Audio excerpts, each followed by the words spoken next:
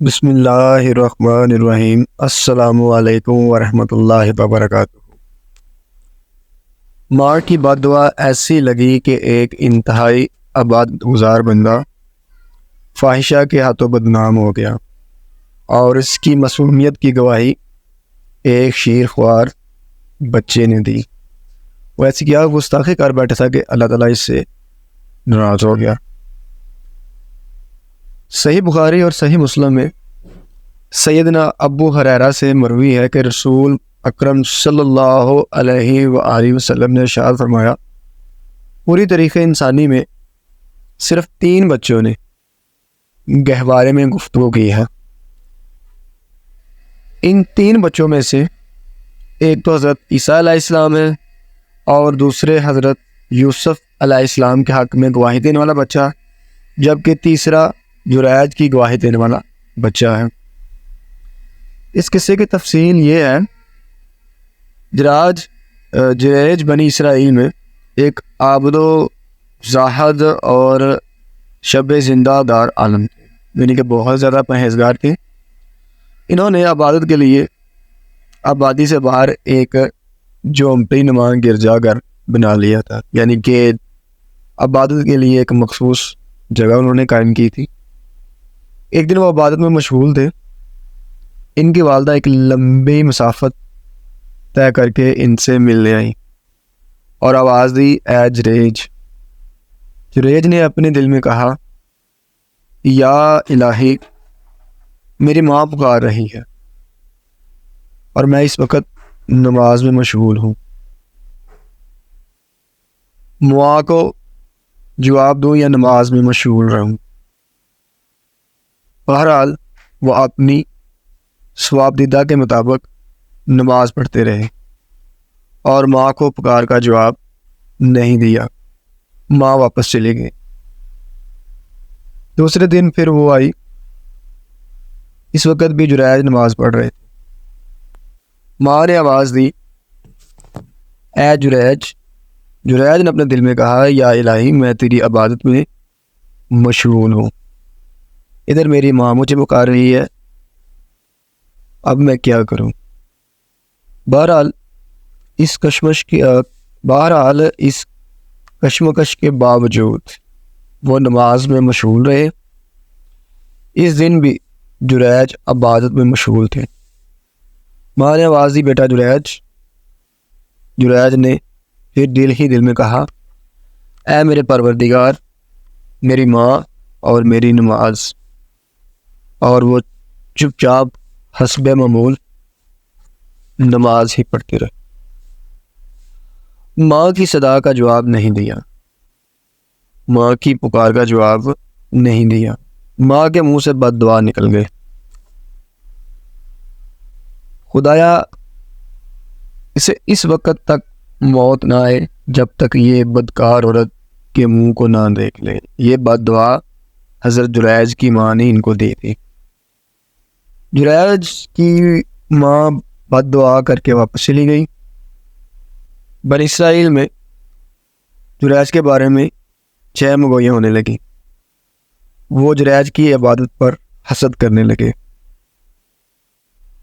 انہوں نے خود تو جریج کی بلندی تک پہنچنے کی کوشش نہ کی، البتہ ان کی خواہش تھی کہ وہ جریج کو اپنی پشتی تک اتار لائیں تاکہ وہ بھی ان کی طرح فسق و فجور اور فحاشی و بدکاری میں مبتلا ہو جائے۔ بنی اسرائیل نے حدود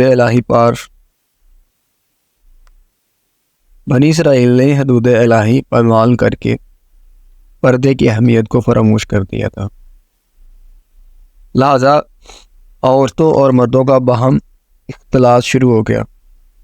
مردوں کی مجلس میں عورتیں بناؤ سنگار کر کے شریک ہونے لگی اور مرد بھی عورتوں سے لطف اندوز ہونے لگے۔ اس وجہ سے ان میں زناکاری، بدکاری اور سرکشی و طغیانی کی وبا پھیل گئی۔ جریج کی ماں کی بد دعا کے بعد بنی اسرائیل ان کی پکیزہ زندگی کو داغدار کرنے کی منصوبہ سازی کرنے لگے۔ ان لوگوں کی بستی میں ایک بدکار عورت رہتی تھی۔ وہ نہایت خوبصورت تھی. لوگ اس کی خوبصورتی کی مثال دیا کرتے تھے. اس نے بنی اسرائیل سے کہا اگر تم چاہو تو میں جریج کو اپنے دم و فریب میں ٹھونس لوں.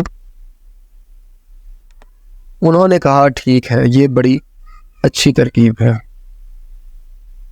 اس فاحشہ نے خوب بناؤ سنگار کیا، جریج کی خدمت میں پہنچی اور ان پر ڈورے ڈالنے لگی، لیکن انہوں نے اس کی طرف آنکھ اٹھا کر بھی دیکھنا گوارا نہ کیا. اب فاحشہ نے ایک اور چال چلی. وہ ایک چرواہے کے پاس گئیں جو جریج کی جھونپڑی کے پاس رہتا تھا. اس چرواہے نے اس فاحشہ کے ساتھ بدکاری کی تو وہ حاملہ ہو گئیں.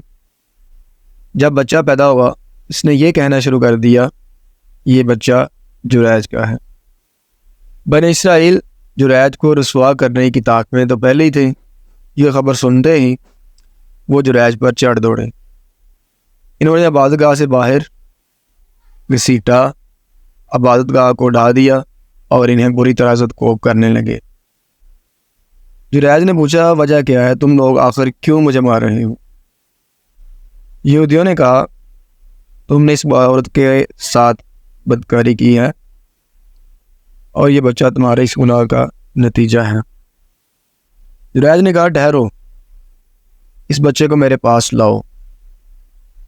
لوگ اس بچے کو ان کے پاس لے آئے. جریج نے کہا مجھے نماز پڑھ لینے دو. نماز پڑھ کر بچے کے پاس آئے اور اس کا پیٹ دبا کر پوچھا اے بچے بتا تیرا باپ کون ہے؟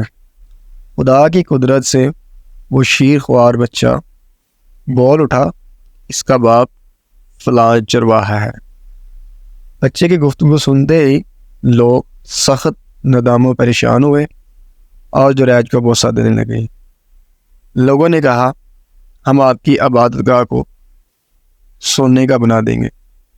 جریج نے کہا نہیں، بلکہ مٹی سے ہی ویسا بنا دو جیسے یہ پہلے تھی. لوگوں نے جریج کی جھونپڑی پہلے ہی کی طرح بنا دی. اس واقعہ سے معلوم ہوا کہ نیک آدمی، عبادت گزار آدمی